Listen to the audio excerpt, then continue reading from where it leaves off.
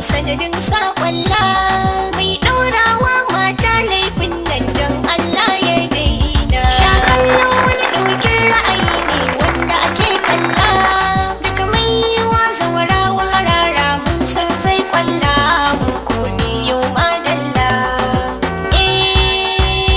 Yancin mata ai karewa yancin zawarawa a dinga kulawa mai kushewa ya zama wawa shugabata na jinjina.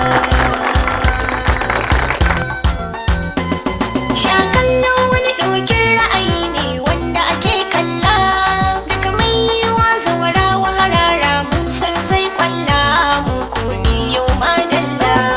Nan ban saurace ni ya ƙungiya ta